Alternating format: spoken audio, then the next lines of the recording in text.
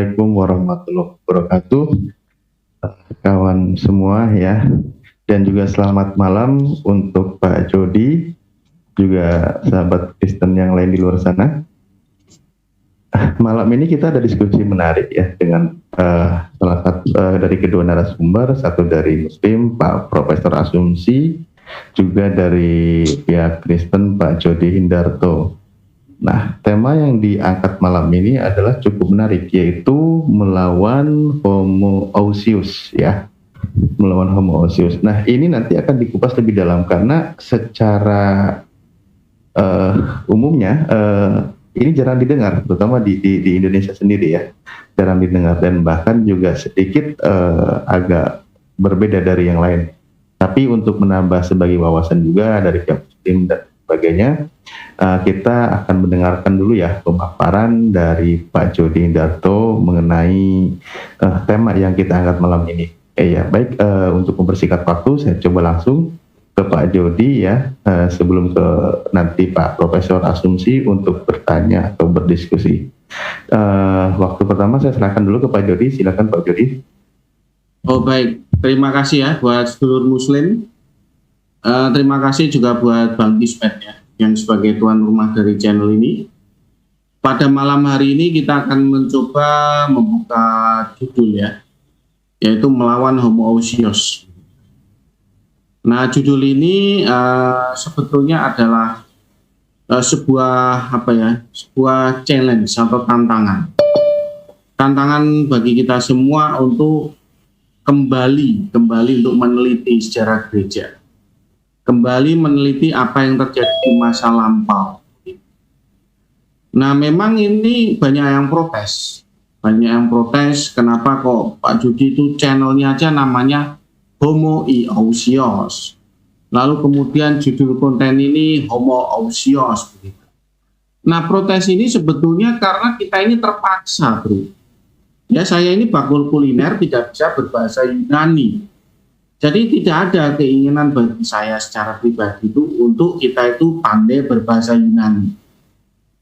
Begitu, kita itu melakukan hal semacam ini karena terpaksa. Jadi edukasi yang terpaksa. Kenapa demikian? Karena kita harus membawa pergerakan ini kembali ke masa lampau. Jadi semakin dekat dengan masa lampau, semakin kecil titik biasnya. Semakin jauh dengan masa lampau, semakin besar titik biasnya. Nah, kalau semakin besar titik biasnya, itu menyebabkan ya apologet itu ketika berdebat itu muter-muter ya, komedi puter ya, lama-lama minum bodrek. Karena yang satu membahas tomat, yang satu membahas pisang, yang satu membahas pepaya, yang satu membahas mangga. Jadi benar-benar nggak akan nyambung.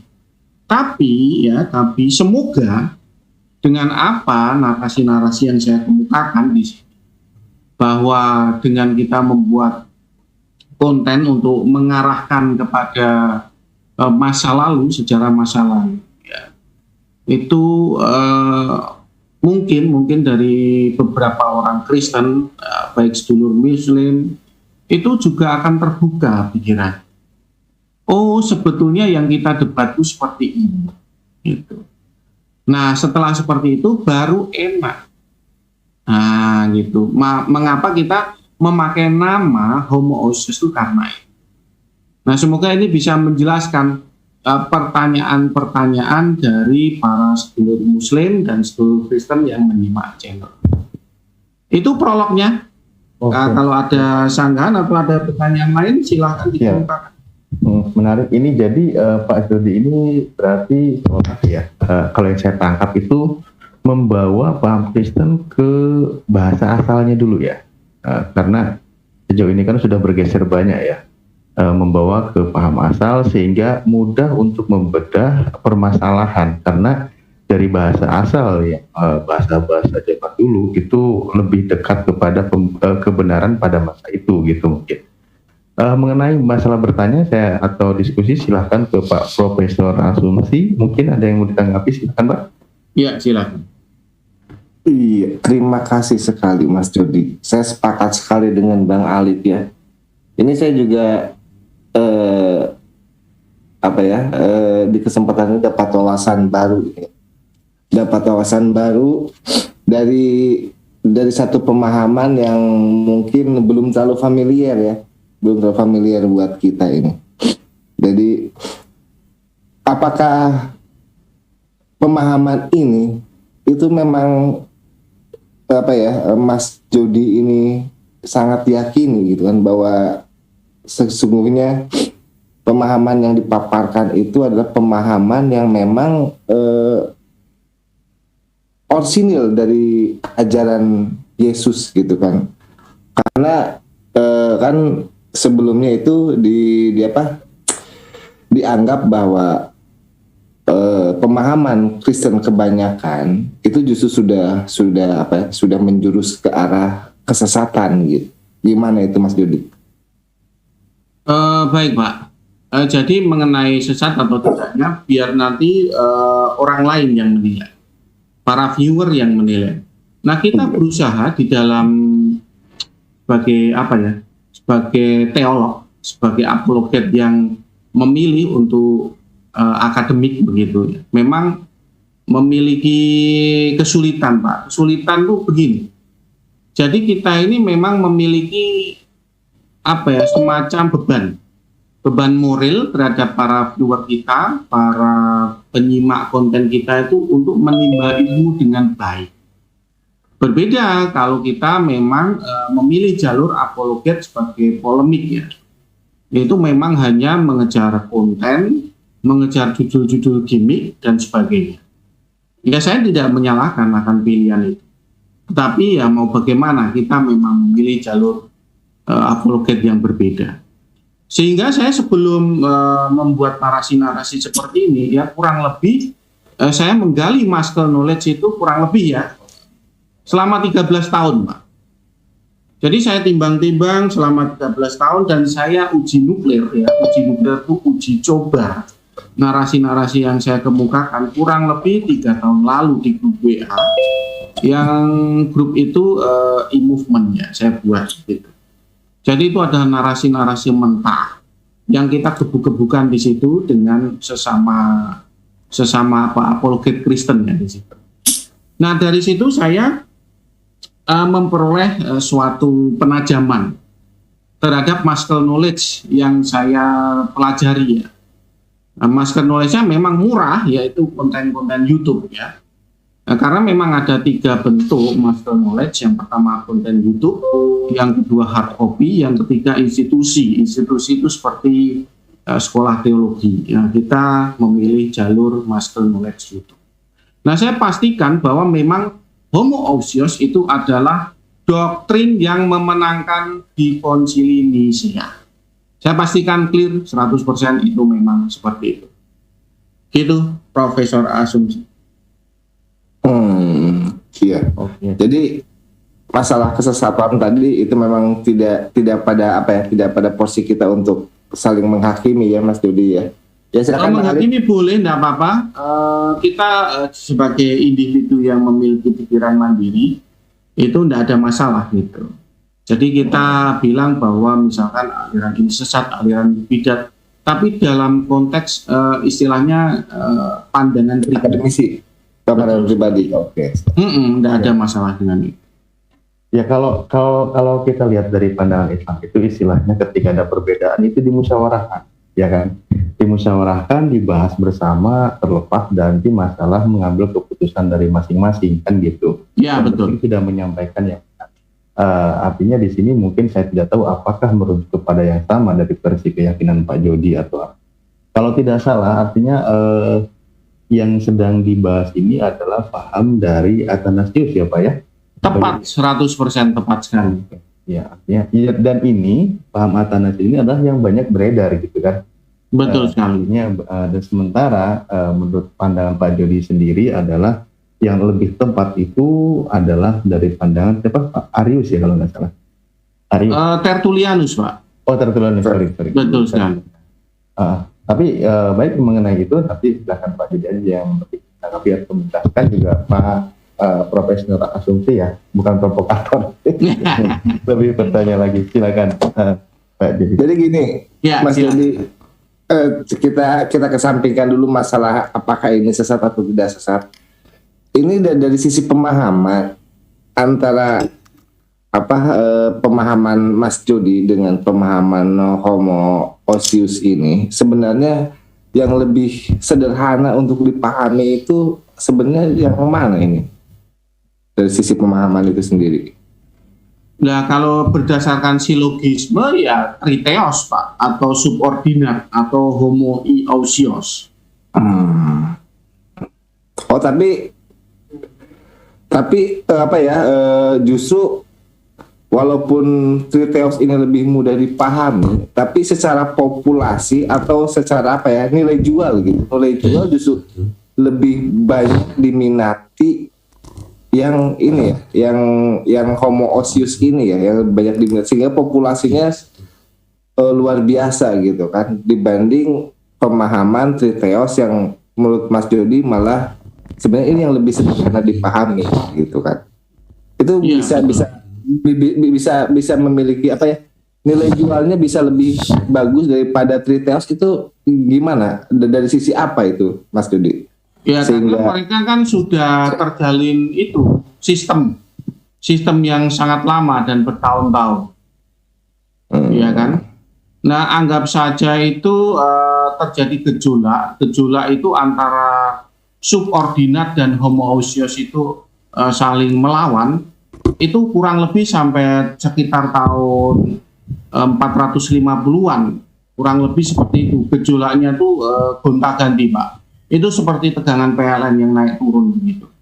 Nah, tapi setelah tahun 450 ke atas itu stabil, Pak. Yang memenangkan doktrin eksegesis hakikat Allah itu adalah corak Homo Osius. Nah, sehingga mereka secara masif begitu ya menyebar doktrin ini dan tak terkalahkan. Makanya Homo Osius itu adalah doktrin yang dipahami oleh mayoritas masyarakat Kristen. Oh, jadi ini ya, maksudnya mungkin mereka nilai jualnya karena sudah diawali pertama mereka sudah mapan sejak tahun 450-an. Iya, secara voting di Konsili Nisea, anggap saja gitu ya, secara voting dalam di Konsili Nisea mereka sudah memenangkan pemahaman ini, sehingga mereka lebih luas untuk mengatur strategi penyebarannya. Setelah voting Nisea itu ada perlawanan balik, Pak. Jadi Athanasius itu diasingkan atau diekskomunikado. Ya. Ya, jadi ada perlawanan balik, lalu mereka melawan balik, dan sekitar tahun 450 ya, itu mulai stabil Homo Osius sebagai doktrin yang mayoritas dipahami oleh masyarakat Kristen. Begitu. Itu diasingkan dalam artian secara diasingkan secara pembunuhan, sebatas pembunuhan karakter, atau diasingkan memang dalam aksi pengasingan secara fisik, secara paksaan gitu? Pak Mas saya kurang paham tentang detailnya bagaimana menerjemahkan arti ekskomunikado.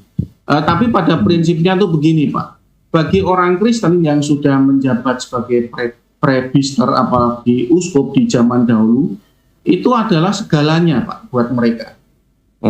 Jadi kalau pelayanan mereka itu dibabat atau dihentikan atau diekskomunikado, itu ya sebetulnya ya membunuh mereka pelan-pelan Pak. Karena yang berharga di hidup mereka yaitu Pak. Berbeda kalau di zaman sekarang Pak, kalau misalkan seorang presbiter diekskomunikado ya dia bisa nyambi jualan pulsa HP atau menjadi tukang las. Jadi istilahnya diekskomunikado itu nggak terlalu banyak berdampak. Kalau di zaman modern ya kita ngomongnya. Dia bisa kerja di bidang lain. Tapi di zaman dahulu di abad Samsu itu, jadi mereka tuh mempertaruhkan semuanya di karir itu Pak, sebagai presbiter atau sebagai uskup. Jadi ketika diekskomunikado ya sudah sama dengan itu membunuh mereka pelan-pelan, begitu Pak. Dan Mas Jody sekarang tidak khawatir ya sejarah terulang untuk memunculkan lagi pemahaman ini, Maksud kesejahteraan itu tidak khawatir terjadi lagi sejarah pengasingan seperti zaman dahulu terhadap pemahaman Triteos ini ya. Sekarang sudah beda kalau mungkin. Sekarang sudah era modern begini kan, semua orang memiliki kebebasan Pak di dalam mengeluarkan narasinya di dalam konteks teologis ya, edukasi teologis. Nah, jadi yang tidak boleh itu kan kalau kita itu istilahnya menyerang pribadi begitu. Tapi kalau kita berdiskusi dalam tatanan akademik, itu sejarah gereja, dalam doktrin dan semuanya itu saya rasa cukup fair ya, pemerintah memberikan gelanggang yang fair bagi semuanya untuk berlomba-lomba di dalam memberikan narasi secara akademik. Dan ini dianggap satu momentum yang sudah tepat ya untuk kembali. Saya rasa begitu Pak. Saya rasa begitu. Tapi momentum yang untuk mengembalikan pemahaman Triteos ini ya. Bangkitnya doktrin subordinat itu momen yang tepat itu sebetulnya bukan karena konteks apa ya diizinkan pemerintah begitu. Konteksnya itu malah justru adalah adanya Zoom ini Pak. Zoom open mic. Jadi Zoom open mic itu artinya semuanya orang bisa bebas ya di dalam masuk Zoom itu. Itu membuktikan bahwa ada gelanggang pertandingan apologet yang fair begitu. Ini gini Mas Dedi, ini langsung kita berarti mulai masuk ke masalah inti pemahamannya aja, inti ajarannya aja. Recording in progress. Dalam artian begini, Kristen apapun itu pemahamannya tetaplah intinya tidak lepas dari keimanan terhadap Yesus, Bapa dan Roh Kudus ya, yang saya pahami seperti itu. Nah, dari sisi ini aja keimanan terhadap Yesus sendiri. Nah, ini antara Triteos memahami Yesus atau mengimani Yesus dengan homoousios ini dalam memahami Yesus, ada perbedaan di mana ini? Ada perbedaan di dalam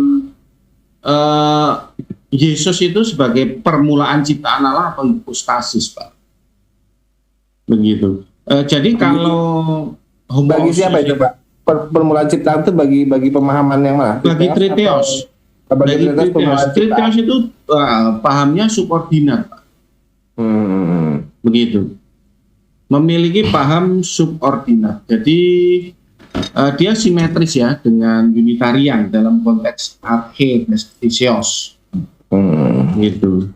Jadi bagi pemahaman Triteos ini Yesus ini dianggap diimani sebagai permulaan penciptaan ya.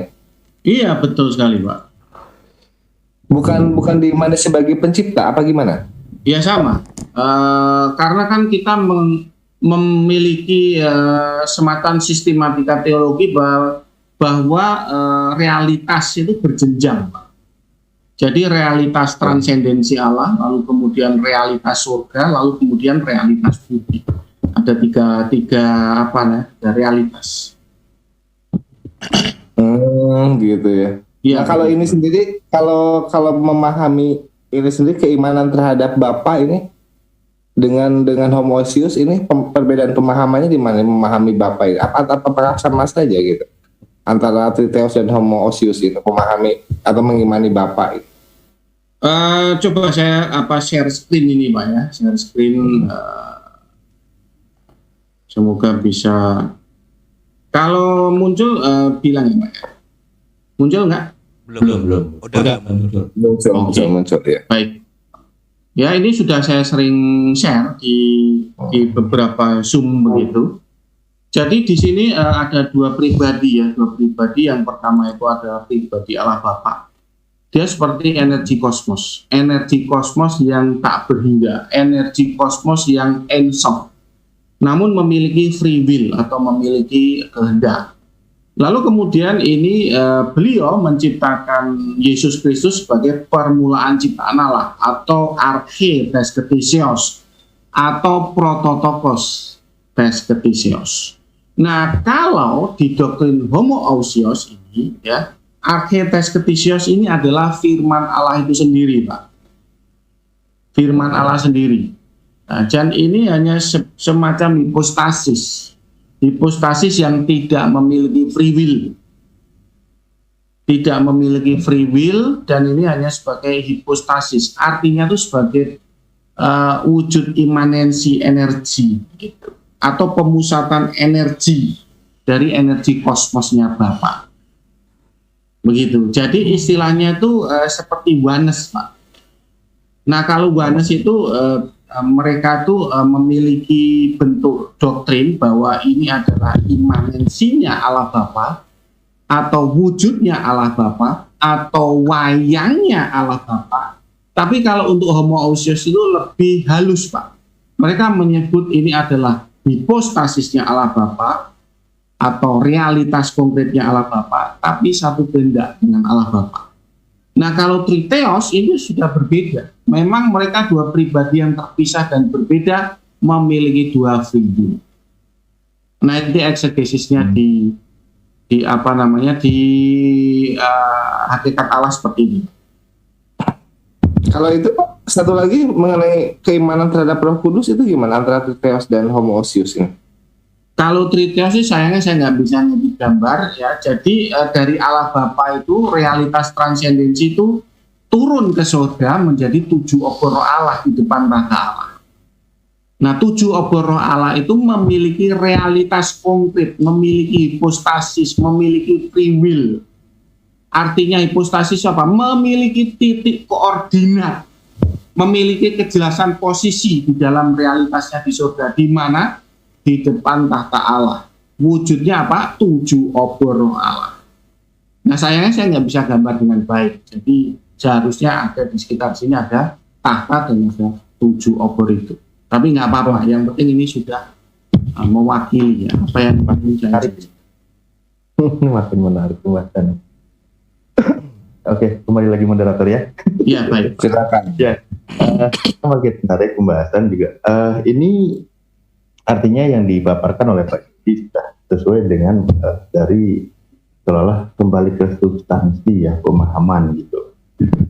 Namun kalau di saya tanya umpamanya ke Pak Profesor bahwa ketika sesuatu yang hal yang menyimpang dalam hal apa aja yang sifatnya fatal gitu kan, contoh umpamanya dalam hal peribadahan yang biasa syariat sejauh mana levelnya kan gitu, dalam hal keyakinan keimanan ketuhanan ketika ada yang berbeda sejauh mana levelnya gitu. Nah, ini mungkin nanti saya minta dijawab oleh Pak Profesor Asumsi, dan juga saya minta tahu pandangan dari Pak Jody ketika yang dijelaskan ini adalah menurut pandangan Pak Jody adalah sesuatu ini yang benar, ketika sesuatu itu yang beda pemahamannya sejauh mana nanti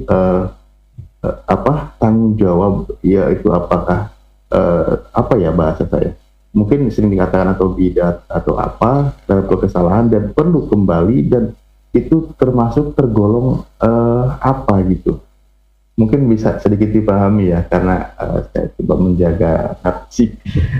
Saya minta Pak Profesor Mulis dulu boleh untuk silakan. Silakan Pak Profesor Mulis, Pak Profesor Asumsi. Ini berarti saya harus memaparkan, karena saya kan muslim nih Pak ya. Jadi apa yang disodorkan oleh Bang Alif ini mungkin akan saya paparkan secara sudut pandang Islam ya, secara garis besar, dan mungkin saya berusaha untuk sesimpel mungkin gitu Pak. Jadi memang kalau di Islam itu kan mengenai teologi ya, ketuhanan itu kan itu hanya dibakukan, intinya dibakukan konsepnya itu dalam dalil surat Al-Ikhlas yang kita sepakati seluruh muslim itu, bahwa ada 4 ayat dalam surat itu, yaitu Qul huwallahu ahad, ya katakanlah bahwa Allah itu esa ya, satu-satunya, satu lamanya, terus Allahus Somad ya, Qul huwallahu samad lam yalid wa lam yulad wa lam yakul lahu kufuwan ahad ya. Jadi bahwa Allah itu, katakanlah bahwa Allah itu esa, Allah itu tempat bergantung seluruh makhluk ya. Allah Ta'ala somat, lam yalid walam yulad ya, lam yalid walam yulad, tidak beranak dan tidak diperanakan gitu kan. Terus walam yakul lahu kufuwan ahad, yaitu tidak ada satupun yang tidak bisa diserahkan dengan apapun, tidak bisa dipersamakan dengan apapun gitu kan. Itu konsep baku Muslim gitu kan mengenai konsep ketuhanan ini. Dan mengenai tadi bicara tentang syariat-syariatnya, bahwa kita memahami konsep ketuhanan itu sebagai entitas atau subjek yang maha kuasa gitu kan. Entitas subjek yang maha kuasa ini tentulah yang nama kuasa itu akan merefleksikan kuasaannya dalam bentuk perintah dan larangan. Nah itu nanti sebentar Pak, saya coba gini. Artinya itu tadi konsep baku ya dalam ketuhanan, dan itu di Islam seperti itu. Dan ketika terjadi di luar dari itu tergolong dalam kategori apakah semacam musyriknya gitu, atau intinya keluar dari Islam itu sendiri, gitu ya, Pak?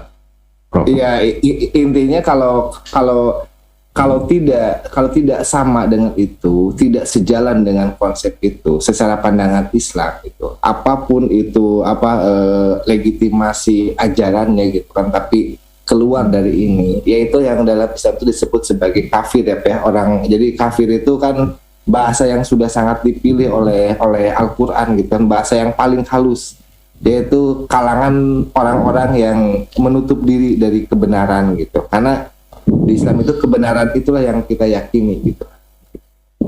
Oke, jadi intinya kesimpulannya adalah ketika tidak meyakini sesuai dengan konsep yang ada di dalam kitab suci, yaitu Al-Qur'an, bahwa dikatakan itu di luar Muslim atau menutup diri dari keislaman, atau juga bisa dibilang kaum musyrikin memang pada konteksnya sama, orang yang menolak dengan keislaman, artinya di luar dari Islam. Nah, saya ingin tahu pandangan dari Pak Jody ya, dalam pandangan Pak Jody dalam hal ketuhanan ini, ketika menurut Pak Jody bahwa itu sesuatu kebenaran yang mutlak, lalu bagaimana pandangan Bapak ketika ada dipahami berbeda gitu? Ya, silakan Pak, mohon maaf. Baik. Jadi yang namanya topatros ekinos exegisatmu itu adalah tafsir, Pak. Jadi orang Kristen itu memiliki pikiran yang mandiri untuk menafsir. Nah, karena itu sifatnya itu adalah tafsir ya. Nah, sebaiknya jangan kita katakan ya, sebagai orang Kristen bilang itu kebenaran mutlak. Karena itu ditakutkan itu akan menimbulkan fanatisme sempit. Lalu kemudian membentuk suatu sistematika tatanan teologi bidatologi. Jadi mereka membuat semacam konsili-konsili untuk membidatkan yang berlawanan di dalam eksegesis hakikat Allah. Nah, kenapa kok eksegesis hakikat Allah ini tidak boleh dimutlakkan? Karena memang kita ini sedang menafsir hal yang di luar jangkauan kemampuan kita. Lalu sudah tahu kenapa kok itu di luar jangkauan kemampuan kita kok kita menafsir? Karena kalau kita nggak menafsir, orang lain akan menafsir bagi kita. Begitu. Jadi mau nggak mau ya kita harus menafsir hakikat Allah. Begitu. Orang Kristen harus berani bereksegesis tentang hakikat Allah. Supaya apa? Supaya orang lain tidak menafsir hakikat Allah. Begitu. Nah, kalau misalkan dalam konteks bahwa triteos atau doktrin subordinat itu berbeda dengan sedulur Muslim di sini, dan saya dikategorikan kafir, ya saya tidak keberatan begitu. Karena apa? Lakum dinukum waliyadi. Jadi memang agamamu ya agamaku agama. Jadi memang istilahnya memang kita sudah memilih jalur yang berbeda di dalam menafsir hakikat Allah. Jadi misalkan menurut definisi Profesor Absumsi dan Mas Alif bahwa Triteos itu adalah sebagai kafir yang tertulis di dalam Al-Quran, ya saya juga pasrah saja, istilahnya begitu. Jadi tidak ada masalah dengan itu. Tetap kita rukun saja begitu. Agamamu. Karena kenapa? Kitabnya berbeda. Kalau kita berbeda, lalu kita menuntut penafsiran yang sama, saya rasa akan sangat sulit itu. Itu Mas Ali. Oke, ya artinya begini Pak, pertanyaan itu saya ngambil pandangan dari sisi internal Islam, memandang ketika bahwa kalau orang yang mengaku Islam tapi dia memiliki pemahaman yang berbeda dari konsep yang sudah dibakukan, pandangannya apa gitu. Jadi tidak merujuk kepada satu keyakinan lain atau apapun, artinya di luar konsep yang sudah dibakukan dalam Islam sendiri gitu. Dan itu pandangannya. Dan juga tadi Pak Jody juga sudah menjawab kalau dari versi Bapak, setiap Kristen diperbolehkan untuk menafsir ya. Iya betul Pak. Dan saya sebelum nanti ke Pak Prof asumsi, saya ingin sedikit bertanya dulu nih. Artinya Bapak ada kekhawatiran nggak atau memang justru menyetujui nanti akan hadir berlanjut bergulir penafsiran berikutnya yang berbeda dari yang sudah ada, dan ada nggak standar baku standar penafsiran yang tidak keluar dari substansi kebenaran keyakinan Bapak itu sendiri? Ya, nanti ini pertanyaan ini saya terakhir mungkin ya, karena moderator. Nanti Pak Prof silakan melanjut. Baik Pak. Ini saya ya? Ya. Oke baik. Ini sudah balik lagi gambarnya. Oke. Jadi dalam konteks Taupatros Ekenos XG1 ini Pak, itu kita rangkum dalam menafsir hakikat Allah itu ada 4 corak. 4 corak eksegesis hakikat Allah. Yang pertama itu corak Wanes. Corak Wanes panjenengan kenal itu adalah Bro Samuel Sihaan, lalu Bro Herdi Pananggung, lalu Pak Pendeta Joshua Tewu. Itu dalam konteks corak Wanes. Lalu kemudian corak Homoousios yang sedang kita bahas pada malam hari ini, itu teolognya itu adalah Bro Adirion salah satunya. Lalu kemudian yang lainnya itu siapa? Pak Dedi Gadas, itu adalah bercorak Homoousios. Begitu. Lalu yang bercorak Homoiousios atau subordinat yang kita kenal di zaman modern ini siapa? Itu adalah Pak Pendeta Erastus Sabdono. Nah, jadi saya ini simetris dengan pemahaman beliau. Nah, cuman ada beberapa perbedaan. Nah, jadi beberapa perbedaan, misalkan dalam konteks anak Allah adalah permulaan ciptaan Allah, nah, saya belum pernah mendengarkan Pak Erastus Sabdono membahas. Tapi dalam konteks kenosis itu sama. Saya dan Pak Erastus Sabdono sama, simetris. Lalu yang keempat itu corak Unitarian yang kita kenal itu dengan saudara Frans Donald dan Pak Beni Irawan. Nah, mainstream 4 corak ini sudah ada Pak. Jadi 4 corak ini realitasnya itu ada, gerejanya ada. Kalau misalkan ada versi-versi lain juga nggak akan berkembang. Dan juga nggak akan jauh-jauh dari pusat gempa dari 4 corak ini. Jadi 4 corak ini itu seperti membelah kekristenan di dalam 4 arah. Yang satu ke utara, yang satu ke selatan, yang satu ke barat, yang satu ke timur. Begitu Pak Alif ya. Ya, betul jawabnya. Oke, Pak Prof Asumsi silakan, mungkin ada yang ditambah tanggapi atau sudah ada pertanyaan yang tersimpan tadi? Oke. Ya, saya bagus sekali ini Mas Jody ini ya. Jadi open minded gitu ya.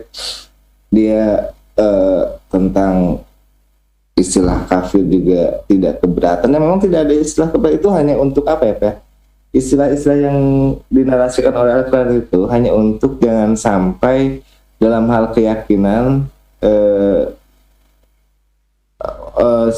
umat itu tidak saling mengenal sesamanya dan tidak bisa membedakan dengan yang di luar sesamanya gitu. Itu istilah yang dibangun seperti itu. Dan Mas Jody sudah memahami sampai ke arah sana sehingga itu bukan suatu hal yang jadi masalah gitu.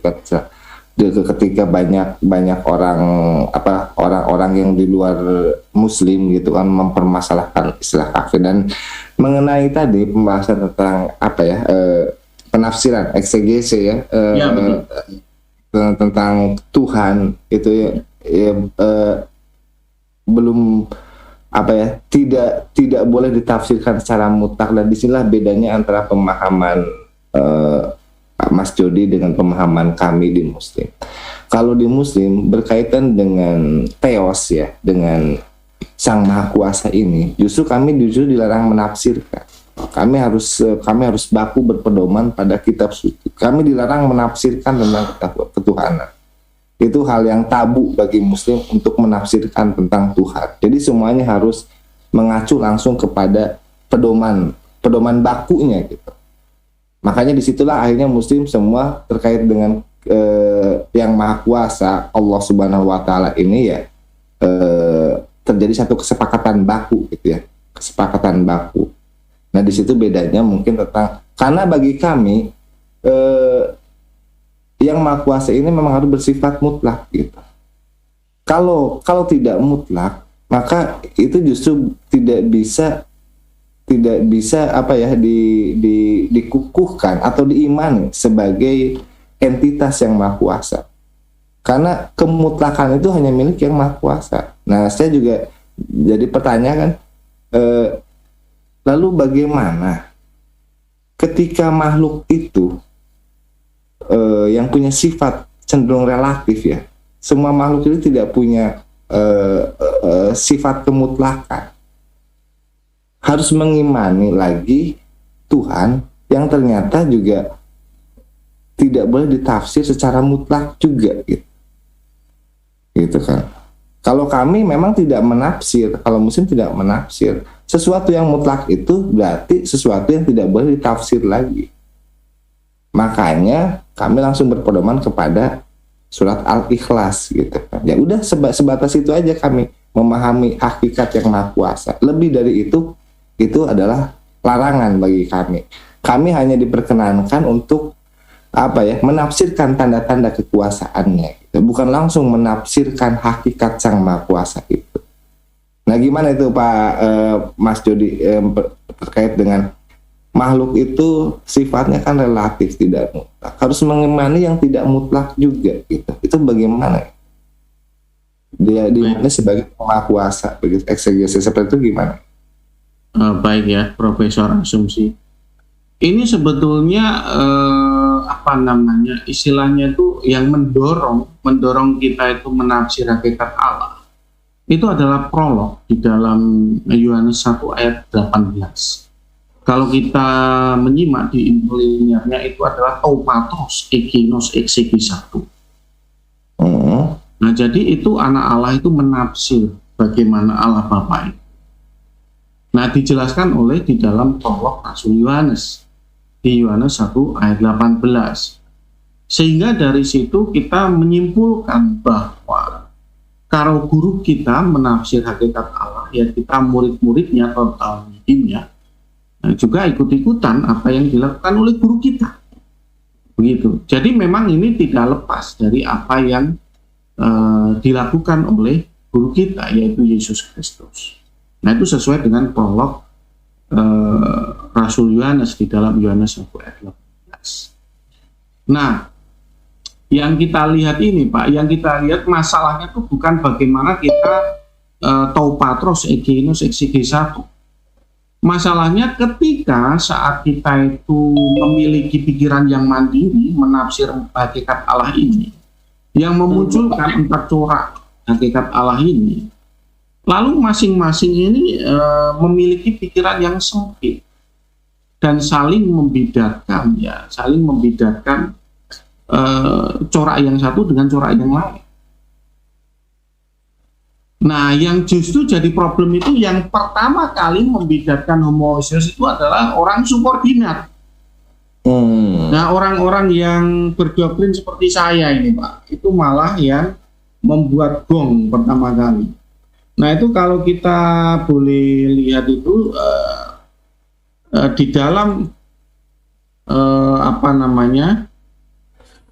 di dalam Wikipedia Pak ya. Dalam Wikipedia itu saya sudah pernah share ya. Saya pernah copas ya di Wikipedia, screenshot itu di Konsili Antioquia itu ada semacam narasi untuk membidarkan doktrin homoousios, begitu. Inilah yang sebetulnya nggak boleh begitu. Padahal ini ya doktrin subordinat yang membuat gong yang utama. Jadi homoousios atau doktrin yang beredar saat ini menjadi mayoritas itu sebetulnya pernah dibidarkan di Konsili Antioquia 268 Masehi. Nah ini versi Wikipedia, tapi ada juga versi yang lain ya, versi yang lain itu ada juga yang dia menyatakan bahwa tahun 341 Pak. Nah tahun 341 ini di channel YouTube Teologi 123. Begitu. Nah yang benar yang mana saya kurang tahu. Tapi yang saya lihat itu di zaman lampau abad Samsu memang aura untuk saling membidarkan ini sangat kental begitu. Padahal seharusnya ya nggak perlu sampai seperti itu. Ya kita menafsir hakikat Allah ya diadakan gelanggang pertandingan yang fair. Itu nanti yang tidak sesuai dengan narasi yang tertulis di teks kitab suci itu pasti akan memudar dengan sendiri. Nah versi saya seperti itu Pak Asum. Apakah ini Mas ketika terjadi fenomena saling membidatkan ini terhadap sesama pengikut Kristus gitu kan, sesama pengikut Kristus saling membidatkan, ini merupakan hal yang sangat fatal atau tidak terhadap jaminan keselamatan dari Kristus itu sendiri ketika sesama umatnya saling membidatkan? Menurut saya ya fatal Pak, fatal. Karena wajah Kristus ya tercoreng dengan tabiat-tabiat yang menyimpang seperti itu. Perlu kita ketahui bahwa Tuhan Yesus Kristus itu kan disalib karena dia dianggap bidat oleh orang Yudaisme di masa lampau, oleh orang Farisi dan ahli Taurat, karena dianggap menyamakan dirinya dengan Allah. Nah, jadi bagaimanapun juga ini jelas menyimpang begitu dari pakem yang seharusnya. Atau kalau saya sering di dalam konten saya sering mengatakan bahwa itu adalah decoupling.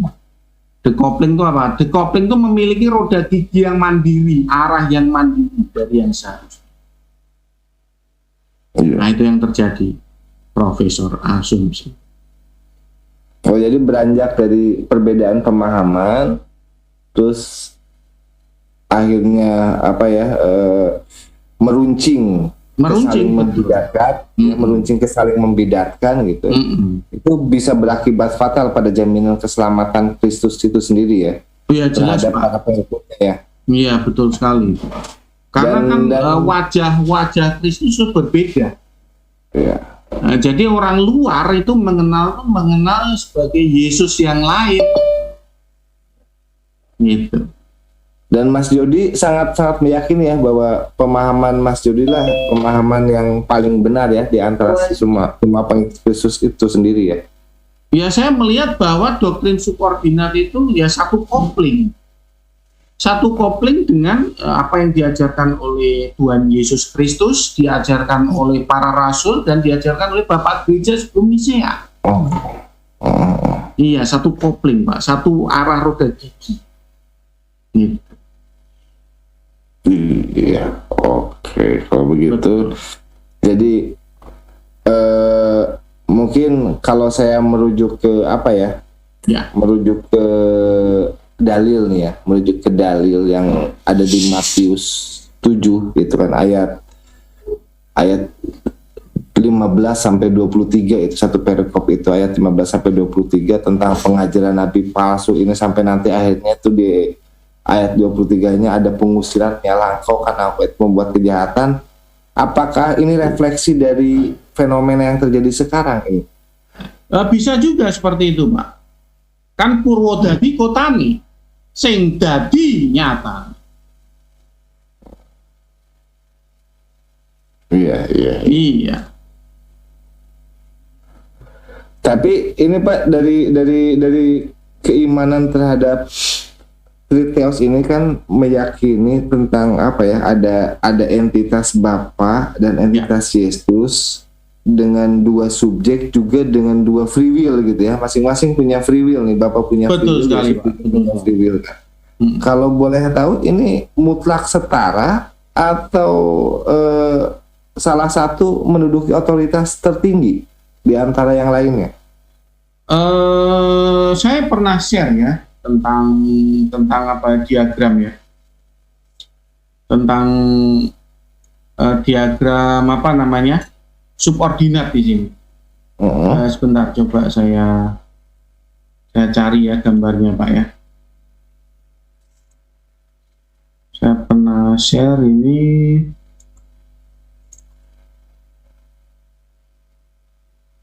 Semoga bisa apa namanya membantu.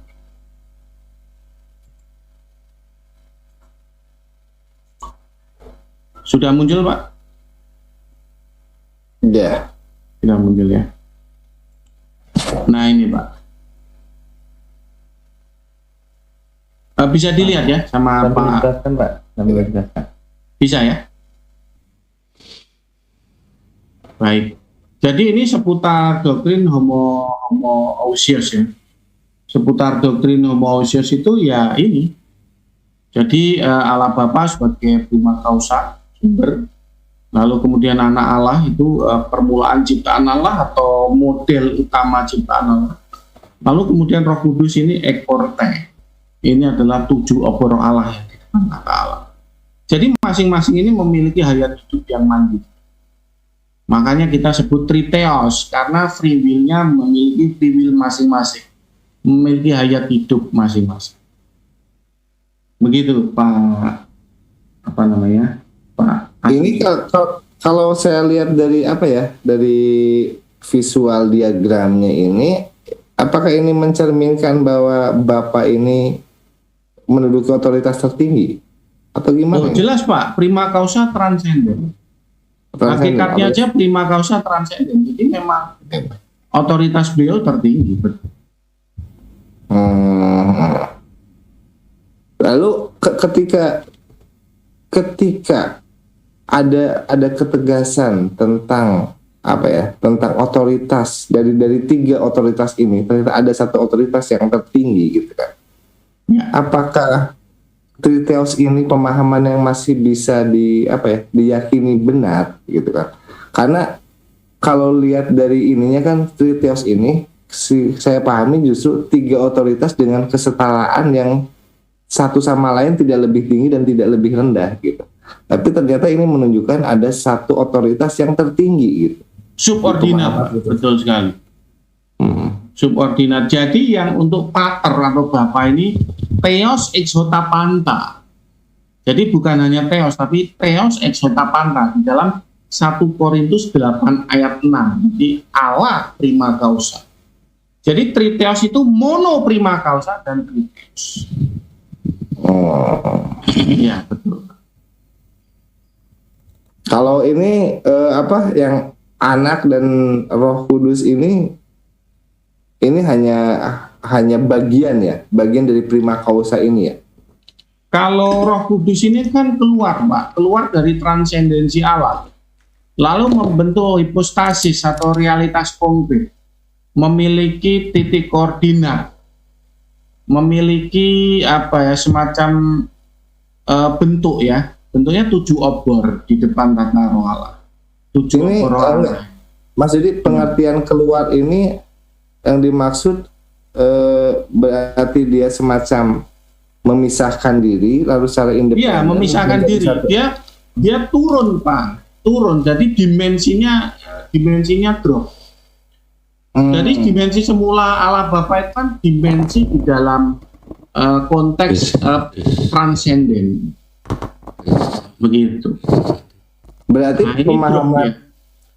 pemahaman homoousios yang selama ini bergulir gitu kan tentang Trinitas nih ya, yang merupakan bahwa diyakini tiga otoritas ini adalah satu kesatuan, maka di Triteos ini tidak berlaku ya. Berarti ini sudah bukan tiga otoritas, bukan satu kesatuan lagi, tapi tiga otoritas yang memang mandiri.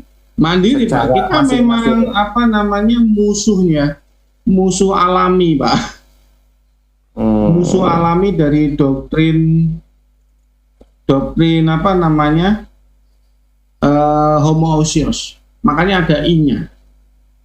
Homoousios dan homoiousios itu adalah musuh alami Pak. Ini apa? Ini Triteos ini apakah sejalan dengan paham masih sejalan dengan paham monoteisme, atau dia sudah bukan monoteisme lagi Triteos ini? Oh bukan Pak, bukan. Mono prima causa ya, tapi kalau monoteisme bukan. Oh bukan dia mono prima causa ya? Bukan Mono prima monoteisme. causa. Oh gitu ya, itu dia Iya. tidak monoteisme. Betul. Nah, kalau secara bahasa Melayunya nih, ketuhanan yang Maha Esa, apakah itu masih masuk dalam hal keesaan tentang ketuhanan ini? Oh iya Triteos ini. pasti Pak. Kalau yang namanya Maha Esa itu kan ada dua Tuhan yang Esa, tapi salah satunya itu yang Maha di antara dua yang Esa itu. 1 Timotius 2 ayat 5 itu kan Allah itu Esa. Demikian juga Esa pula perantaranya. Jadi ada dua yang Esa. Jadi Allah Bapa itu adalah Tuhan yang Maha Esa. Nah, kaitan tatanan bahasa Indonesia kan seperti itu. Maha Jadi, kan artinya paling, Pak. Paling. Ya, berarti artinya di sini pemahaman tentang keesaan itu, esa itu bukan berarti hanya satu-satunya ya. Bisa saja Bukan. lebih dari Paling satu, esa. tapi bersifat esa gitu ya. Paling Esa. Maha Esa itu artinya paling Esa. Maha Iya. hadir, paling hadir. Maha tinggi, paling tinggi. Iya. Begitu. Betul. Ada 3 orang yang suka berasumsi. Siapa yang maha asumsi? Yang maha asumsi, Profesor Asumsi. Ya. Nah, seperti itu. Kalau gini Pak, tadi menyinggung tentang sifat maha. Ya, ini kan kalau secara pemahaman saya gitu kan, pemahaman saya. Ini tadi saya sepakat juga, maha itu adalah paling gitu kan. Tapi menurut saya ini masih kurang lengkap karena di dalam sifat ma ini selain memiliki makna paling, dia juga berarti memiliki makna mustahil berlaku yang sebaliknya. Misalnya gini, ketika Tuhan itu kita meyakini sebagai maha suci gitu kan, berarti mustahil dia itu maha kotor gitu kan, seperti itu. Ketika Tuhan itu kita semati sebagai maha mulia gitu, berarti mustahil Tuhan itu maha hina. Bahkan akan berlaku mustahil hal yang berlawanan atau hal yang sebaliknya gitu. Jadi ketika maha itu, nah ketika kita semati maha esa, ternyata muncul esa-esa yang lain. Apakah itu tidak menggugurkan sifat kemahaannya gitu? Ya salah sendiri Pak. Kenapa kok pakai kosakata maha? Kalau salah Iya. sendiri. Ya jangan salahkan saya Pak. Ya makanya jangan pakai kosakata maha. Ini Arti Mas, jadi boleh Pak Bang moderator ini mulai tersenyum, kayaknya tergelitik untuk menanggapi. Silakan Bang Alif. enggak Ya, arti silakan. ini secara pemahaman itu kita sudah berbeda ya dari konsep kata maha sendiri versi Islam dan versi Kristen Pak Jody atau Islam Pak Muflis, karena tidak temu nanti. Kalau di Islam jelas ketika kata maha artinya tidak ada tandingan. Seperti tadi ya dikatakan ketika Allah itu maha kuat, nah, dan kekuatan itu tidak ada yang setara gitu loh. Yang lain itu sekedar kuat, hanya kuat-kuat saja, itu pun Allah sendiri memberikan kekuatan gitu yang terbatas gitu kan. Ketika Allah itu maha kuat yang tidak pernah sedikit pun merasa lemah ataupun dilemahkan oleh selain dari Allah itu sendiri. Ini dari pandangan Islam kurang lebih simpelnya begitu. Tapi saya tadi ada pertanyaan menarik sebenarnya Pak Jody. Mohon maaf, Ya, silakan, Bapak kan sebagai keimanan Bapak, ketika mengatakan dikatakan tiga pribadi, artinya tiga-tiganya memiliki free will ya Pak? Ya, betul. Nah, lalu ketiganya ini dari segi kemahaannya itu apakah setara juga Pak? Subordinat, Pak. Kan tadi sudah saya itu. Oh ya, sharing. artinya tetap merujuk kepada satu ya? Sudah saya sharing itu kan memiliki apa? Ini gini aja. Yang saya sharing homoousios dulu aja, Pak. Nah, ini homoousios itu adalah doktrin yang udah keluar ya, Pak, ya, gambarnya? Sudah. Baik. Jadi ini adalah lawan dari subordinat, itu adalah doktrin homoousios. Homoousios itu adalah Bapa dan Anak dan Roh Kudus memiliki hakikat prima causa yang transenden itu setara, Pak. Begitu. Setara ya? Ini yang dipahami oleh Bro Aderion dan teman-teman. Oh iya. Sementara ini berbeda dengan paham Bapak ya, kalau begitu berarti ya? Berbeda. Jadi ini adalah musuh alami ya, musuh alami di zaman di Samsu dulu. Begitu.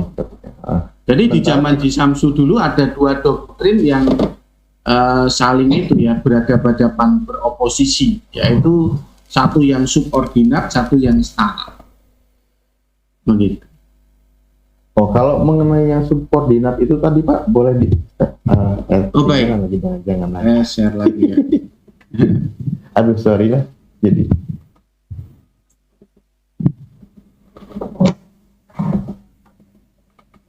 udah keluar ya. Ini Pak. Oke. Nah, jadi yang mengenai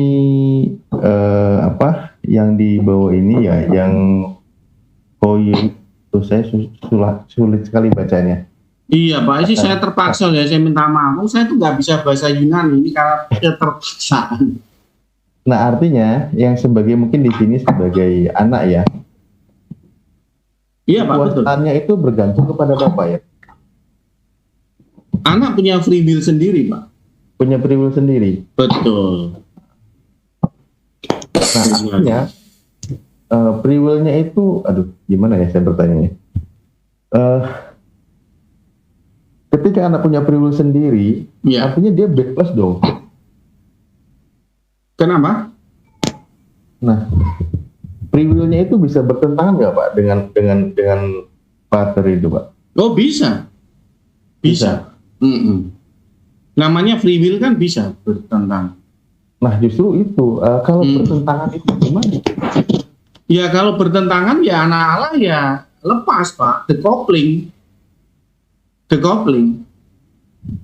Lepas. Anak Allah memberontak pada Bapak. Oke. Artinya antara anak dan bapak itu bisa terjadi ketidaksepakatan. Bisa. Potensi itu ada. Potensi itu ada ya. Ada. Tapi sementara anak juga memiliki kekuatan itu Pak. Oh iya, kalau di dalam ontologis ya, walaupun di bawah ya, di bawahnya. Tapi apa istilahnya? Istilahnya tuh nggak seperti kita gitu loh. Ya. Kita ini kan kena pilek aja sudah nggak bisa keluar rumah. Ya saya coba memainkan logika berpikir saya ini Pak. Mohon maaf. Iya betul Pak. Dari diagram yang ditampilkan. Ya artinya begitu. Ketika terjadi pertentangan antara bapak dan anak, mana yang jadi prioritas atau kekuatan? Misalkan nih ya, benar Pak, maksudnya. Misalkan Bapak bertentangan dengan anak, saya disuruh milih siapa begitu. Iya. Nah, ya saya memilih anak, Pak. Oh begitu. Iya. Tapi Bapak lebih kuasa loh Pak. Ya saya nggak kenal Allah Bapak itu siapa. Oh. Iya, saya kan hanya kenal Allah Bapak melalui anak ini. Iya, sementara tadi Bapak dalam keyakinan Bapak itu semuanya memiliki free will gitu. Iya kan, Allah Bapak itu kan derajatnya sangat tinggi dan gap-nya kita tuh terlalu lebar. Jadi istilahnya itu nggak kenal kita ini. Allah Bapak itu siapa nggak kenal. Jadi semuanya tuh diborong oleh anak Allah ini. Makanya Tuhan Yesus itu tidak segan-segan, dia bilang, akulah jalan kebenaran dan hidup. Tidak ada seorang pun yang sampai kepada Bapa tanpa melalui aku. Jadi beliau tegas, karena apa? Tuhan Yesus atau anak Allah ini tahu betul bahwa Allah Bapa itu prima causa dan transenden. Jadi semua pengantara yang mengarahkan ke Allah Bapa selain dia itu ya pencuri dan perampok.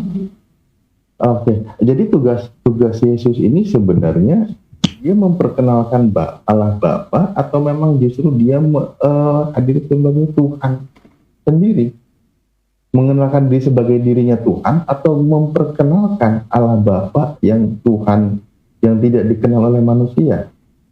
Kalau kita lihat di dalam narasi Evangelion atau narasi Injil itu ada dua, Pak. Yang pertama itu adalah di dalam prolog Rasul Yohanes, ya. Yohanes 1 ayat 18 yang tadi saya sudah bilang, itu adalah Tou Patros Ekinos Exegesato.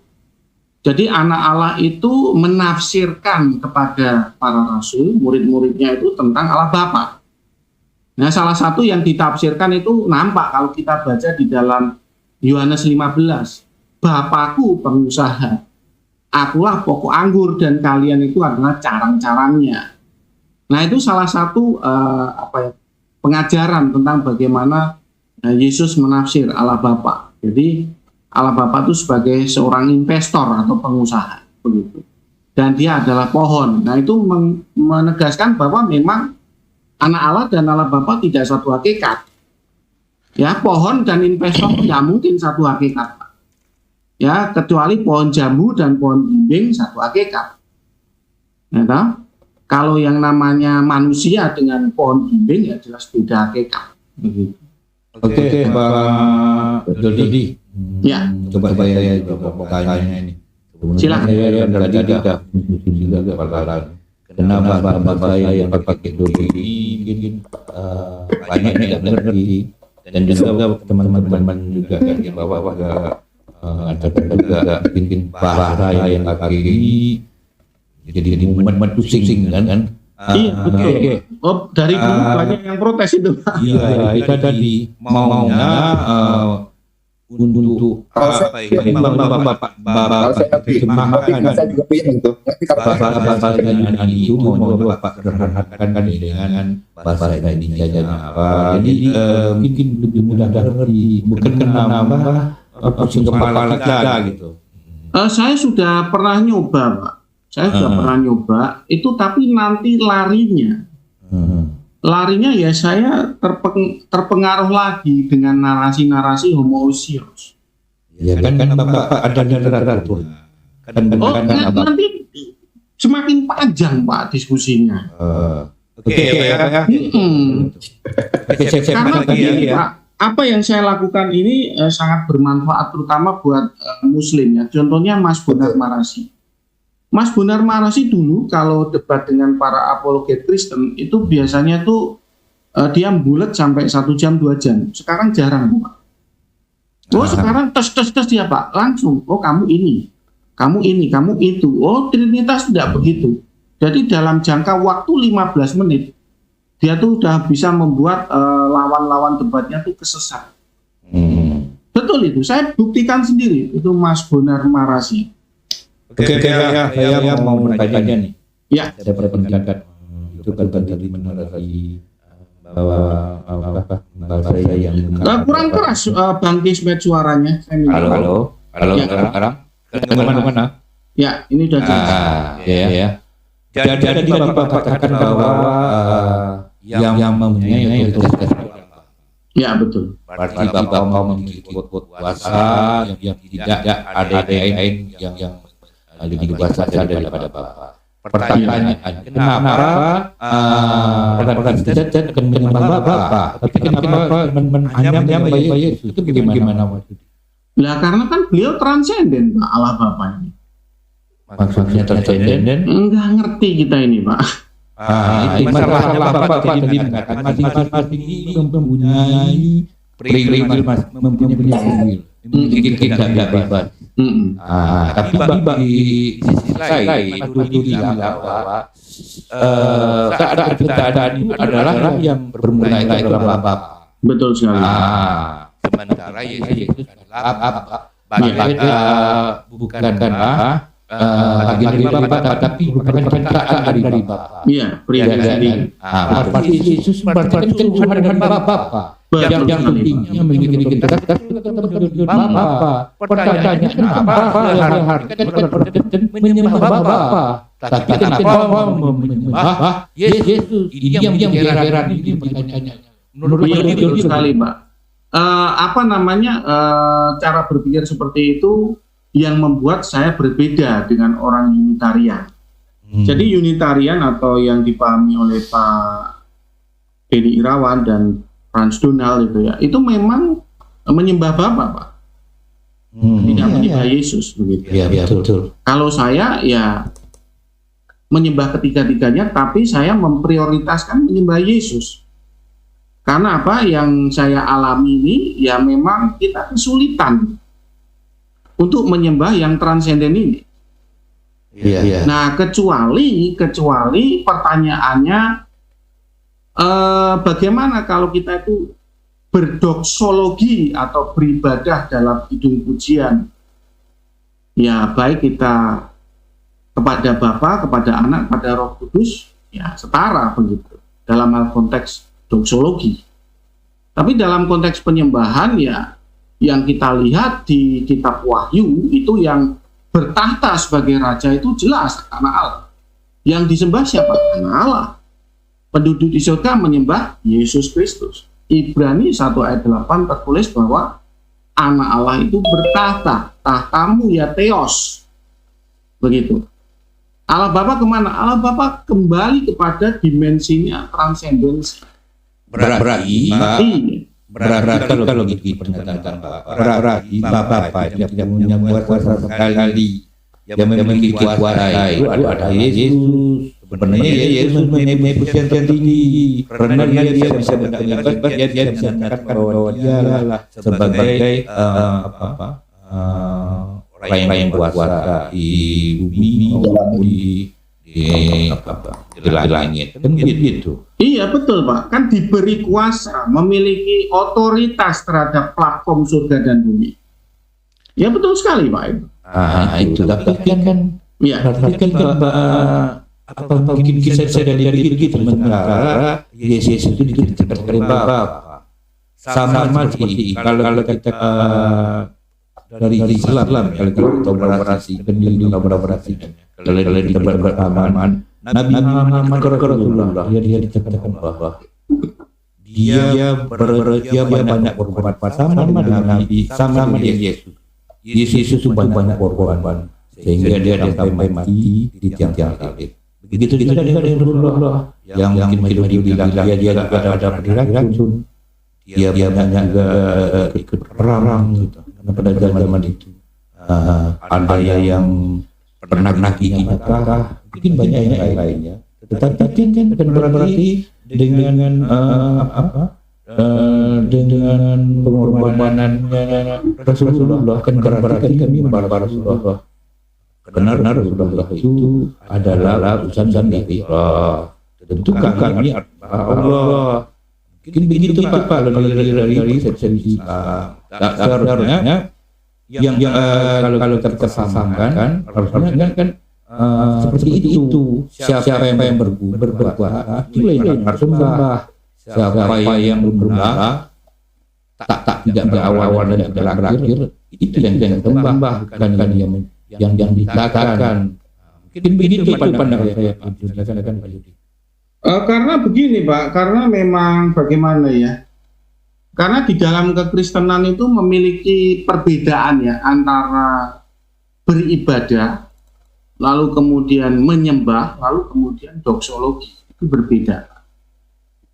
Kalau di dalam kekristenan itu ya menyembah itu ya kita itu memiliki pengertian ya memang ada yang bertata di depan kita, begitu. Nah kalau beribadah itu berbeda. Nah memang terkadang dalam refleksi ibadah itu bisa menyembah, bisa bersujud, bisa berdoa, bisa doksologi atau menyanyikan kidung pujian, begitu. Tergantung apa namanya free will-nya orang Kristen itu. Tapi secara garis besar memang dibedakan Pak. Apa itu menyembah, apa itu ibadah, atau itu doksologi.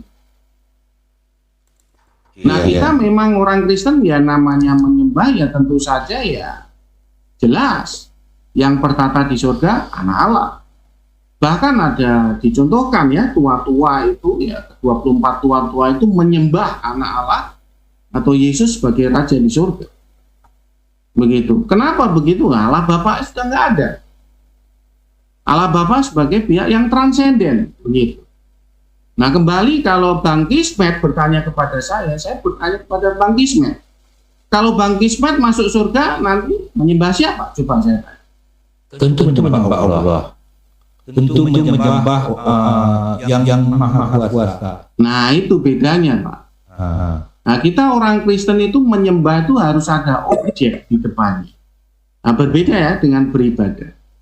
Nah sedangkan kalau Bang Kismet ya menyembah dan beribadah itu sama. Begitu. Jadi kalau kita tuh menyembah untuk konteks kekristenan harus memiliki realitas konkret di depan kita. Begitu Bang Kismet. Ya, paham ya. Ya. Berarti orang Kristen ingin yang disembah itu ada bukti. Iya. Nama kan? Begitu kan Bang? Iya, karena kan menyembah itu kan memiliki konteks fix konteks fisik yang cukup ekstrim. Ya kita tengkurap di situ, kita bersujud di situ. Ya, tapi kan begini Mas Jody. Gimana? Timbul lagi pertanyaan. Sekarang ini Mas Jody pernah lihat Yesus nggak? Kenapa?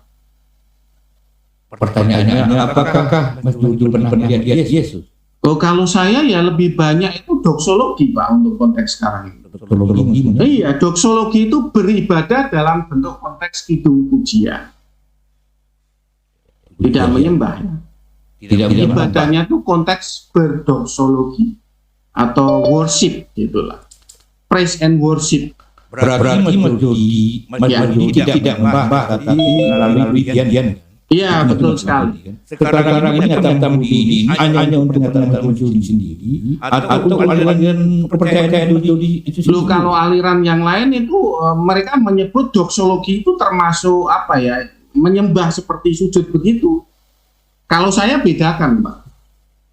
Kalau saya bedakan menyembah ya, doksologi lalu beribadah ya, saya kasih kompartemen yang terpisah. Ini mengatakan ini menurut pribadi Jody. Iya, pribadi saya, Pak. Betul sekali, Bang Gisman. Pribadi Jody. Iya. Ya, bisa kita. Iya, kalau kita itu nggak memiliki kompartemen yang apa namanya yang terpisah begitu, gimana kalau kita dimanipulasi oleh orang lain? Kita bersujud menyembah tengkurap begitu, tahu-tahu di depan ada WC. Di depan ada batu, di depan ada kasur ya, kita kan nggak ngerti Pak. Maksud saya begini Mas. Iya. Sementara Mas Jody memaparkan tadi mengenai satu, ya kan? Bukanlah berdasarkan pemikiran Mas Jody sendiri, ya kan? Tentu kan kalau Mas Jody dianggap menyembah, bukan menurut pemikiran Mas Jody sendiri. Tentu yang setelah diajarkan menurut literatur yang Mas Jody percayai. Tetapi Mas Jody mempunyai pemahaman diri yang orang lain tidak pernah melakukan hal tersebut. Begitu kan Mas Jody? Iya, kan dalam konteks Pak, kompartemen aktivitas itu. Jadi memisahkan ya aktivitas-aktivitas ibadah. Nah, saya memiliki pemahaman tersendiri ya, kalau orang lain berbeda ya enggak apa-apa. Nah, supaya apa? Supaya orang lain itu kalau mau memanipulasi saya, ya saya mikir-mikir dulu. Nah, sehingga saya pisahkan, oh ini beribadah dalam konteks doksologi atau pujian penyembahan. Oh ini konteksnya tuh menyembah, gitu. Oh, di kamar tiba-tiba ada sesuatu yang ilahi muncul, anggap saja itu adalah imanensi dari rohnya Yesus. Ya saya menyembah, Pak. Ada rohnya Yesus di kamar saya. Misalkan seperti itu. Berarti kan begini Mas Dodi. Ya. Saya dalam kesimpulan Mas Dodi memiliki pemikiran Mas Dodi terhadap ketuhanan Mas Dodi imani dan Mas Dodi tidak mengikuti aliran yang ada di gereja. Lah kalau eksegesisnya itu ya sesuai dengan yang tadi saya bilang, Pak. Kalau eksegesis hakikat Allah itu kita mengikuti Bapak Gereja Tertullianus, paham subordinat ontologis. Atau di zaman modern ini ya saya simetris dengan Pak Pendeta Erastus Sabdono. Ya memang ada beberapa perbedaan, tapi ya cukup simetris lah di dalam hal eksegesis hakikat Allah. Tapi di dalam cara beribadah dan konsep beribadah saya memiliki definisi yang mandiri. Ya saya pisahkan apa itu tentang menyembah, apa itu tentang doksologi, apa itu tentang bersujud, tentang berdoa saya bisa. Oh iya. Begitu Pak. Iya, Mas Dodi kan gimana? Kalau sementara di gereja pendeta mengajarkan kan baik terhadap penahan atau yang lainnya kan seharusnya kan orang lain tentu harus mengikuti apa yang telah sampaikan pihak gereja. Ya nyatanya juga tidak ada yang bersujud Pak. Mereka berdoksologi semua. Berdoksologi itu apa? Pujian penyembahan Pak, menyanyi hidung aku. Apakah Mas Dodi lakukan juga itu? Iya Pak. Mas Dodi lakukan di gereja atau di rumah? Di gereja dan di rumah. Oke, kan mau ini kita lanjut ya. Ya baik. Ini kan udah agak malam Pak. Jadi kalau pertanyaannya saya kasih cabai dikit boleh nggak ya? Boleh enggak apa-apa. Seneng saya. Biar nggak ngantuk maksudnya. Enggak apa-apa Pak. Silakan. Enggak, tadi kalau nggak salah Pak Jody katakan bahwa anak ini atau Yesus ini sebagai yang diciptakan oleh Allah Bapa ya, iya Pak. Ya? Betul sekali Pak. Pertanyaan saya adalah dalam keyakinan Bapak itu diciptakannya kapan Pak? Ya itu yang disebut di dalam prolog Rasul Yohanes Pak. Alfa itu entah kapan ya saya nggak tahu, terus terang aja. Oh gitu. Iya. Secara penciptaannya itu adalah bukan berarti ketika hadirnya Yesus. Kalau Yesus kan manusia Pak. Oke. Kalau manusia mah 2000 tahun yang lalu. Oke. Jadi konteksnya saya coba kembali lagi Yesus ini sebagai apa jadi Pak? Yesus kan hanya inkarnasi daripada anak Allah itu Pak. Nitis. Atau di dalam Yohanes 1 ayat 14 itu hologos sax egeneto. Sang firman yang diberi baju daging. Berarti dalam keyakinannya tetap sebagai sang firman juga ya Pak? Sang firman loh, bukan firman loh. Sang firman itu hanya gelar Pak. Sesuai dengan Wahyu 19 ayat 13. Jadi gelar. Jadi misalkan Pak Soekarno diberi gelar Sang Timur. Itu kan bukan berarti Pak Soekarno terbit dari timur. Tapi dia hanya bergelar Sang Timur. Iya. Diciptakan artinya Tuhan itu menciptakan firman atau Tuhan menciptakan Yesusnya, Pak? Bapa menciptakan Yesus, Pak. Menciptakan anak Allah sih tepatnya sih. Kalau Yesus itu kan manusia ya. Jadi menciptakan anak Allah begitu. Okay. Ada ayatnya di dalam Wahyu 3 ayat 14 itu arche tes ketisios. Atau Kolose 1 ayat 15 disebut prototokos basis ketisios. Itu prototokos itu artinya model utama ciptaan Allah atau Adam. Artinya gini Pak, kan Bapak Theos, artinya Tuhan itu berarti menciptakan Tuhan. Ya, tepat Pak. Gampangannya seperti itu. Oh gitu. Iya. Nah, ini jadinya agak gimana ya? Ketika Tuhan menciptakan Tuhan, artinya untuk standar menjadi sebagai Tuhan itu kan memiliki kekuatan kemahaan juga. Iya.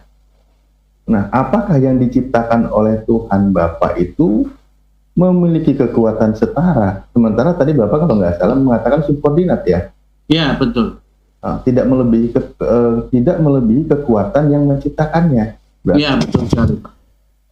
Nah, bagaimana bisa Jadi Tuhan di satu sisi kemahaannya itu tidak ada, dan pihak Kristen itu beberapa kali saya diskusi ya. Ketika sesuatu yang diciptakan itu berarti bukan sang pencipta, artinya bukan Tuhan. Ya nggak apa-apa Pak, punya prinsip begitu, nggak ada masalah bagi saya. Oh iya, nggak masalah ya. Iya. Dalam Trinitas nih Pak. Nah, jadi kalau orang lain tuh memiliki pemahaman A, B, C, D, ya kita nggak ada masalah dengan itu. Tapi kalau mereka itu mempertanyakan yang kita jelaskan, ya, itu kita harus bisa menjelaskan dengan baik. Jadi itu seperti hal yang namanya sistem platform itu rata-rata tuh triteos Pak.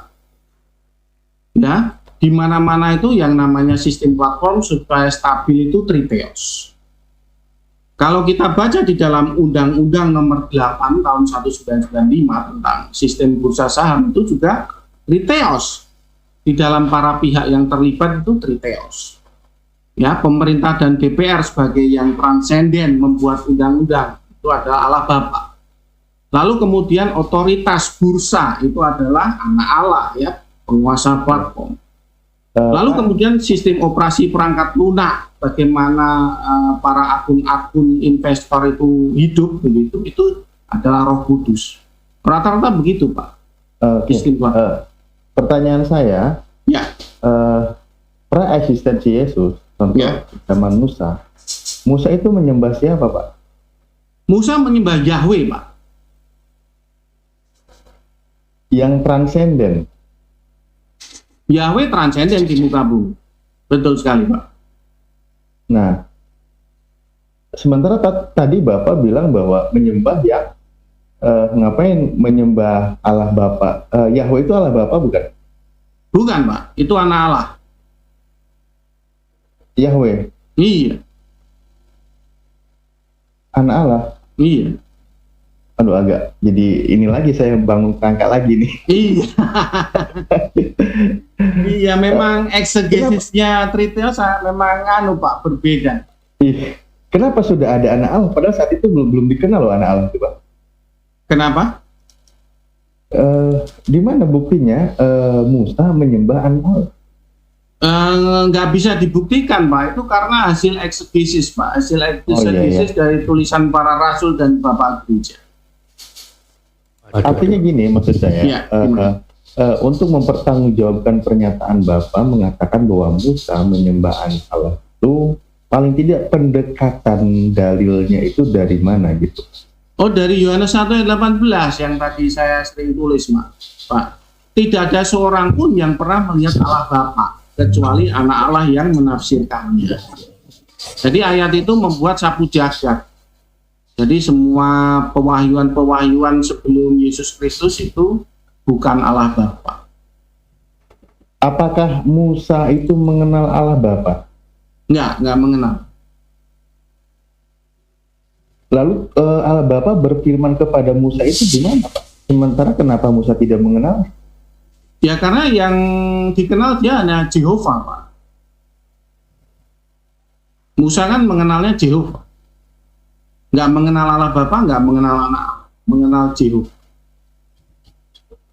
Artinya berarti pra Yesus itu tidak ada triteos Pak? Kenapa? sebelum kedatangan Yesus, praeksistensi Yesus pada zamannya Musa itu tidak mengenal Triteos. Betul sekali, tidak mengenal Triteos. Betul. Oh, berarti Ya. kalau begitu Tuhan belum menciptakan sang anak. Jadi doktrin Triteos memang masih tersembunyi, Pak. Jadi yang kita bisa tafsirkan itu eksegesis tentang Yahweh, ya Yahweh saja. Yahweh itu adalah wujud materi dari anak Allah atau malak Elohim. Aku lagi mau bangun pemikiran lagi karena ini agak Iya. takut ini. Makanya itu video saya itu sampai 104 itu masih banyak viewernya, Pak. Itu salah satu yang dulu bercorak doktrin homoousios dan mencoba mau mendalami, kalau nggak salah namanya Hosea kalau nggak salah ya. Tapi dia juga masih banyak view. Iya, masalahnya Musa itu menyembah Allah yang esa juga kalau dibilang, justru menolak konsep yang diterapkan di sekarang ini, Pak. Musa nggak pernah menolak Triteos, Pak, karena nggak tahu Triteos, Pak. Kalau nggak tahu ya nggak mungkin menolak, Pak. Iya, artinya ajarannya yang diterapkan Tuhan itu kalau transenden itu ini dan nanti gitu loh, Pak. Ya kan baru pewahyuannya kan baru eksegesisnya kan muncul dari premis-premis yang dinarasikan oleh Yesus Kristus dan para rasul. Begitu.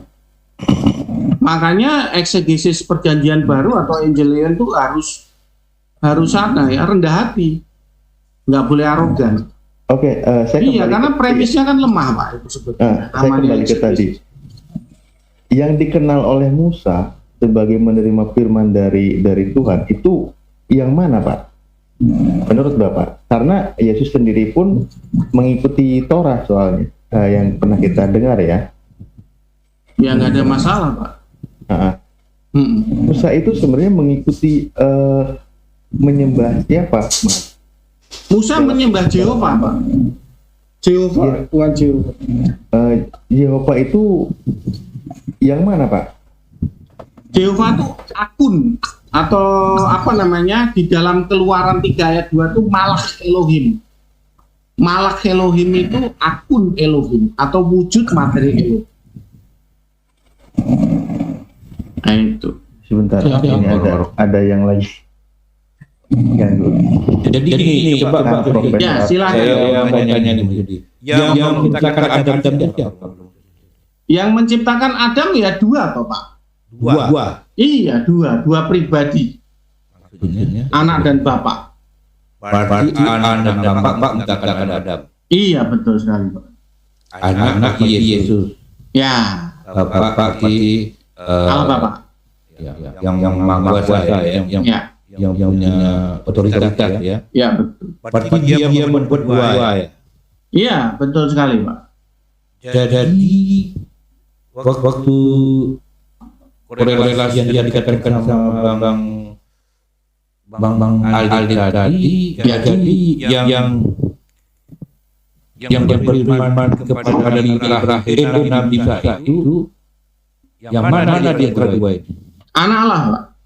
Anak Allah. Betul sekali, Pak. Tapi kenapa dia mengatakan bahwa Allah Yesus waktu saat Nabi Isa itu? Lah nanti kalau dia ngaku Yesus, nanti kemudian 100 tahun kemudian ada yang bernama Yesus ngaku yang disembah Musa, terus gimana?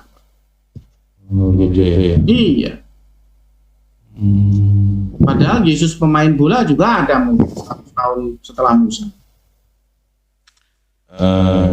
Jadi Tuhan Yesus disalib. Ya. Berarti kan Tuhan disalib mati gitu kan? Ya mati.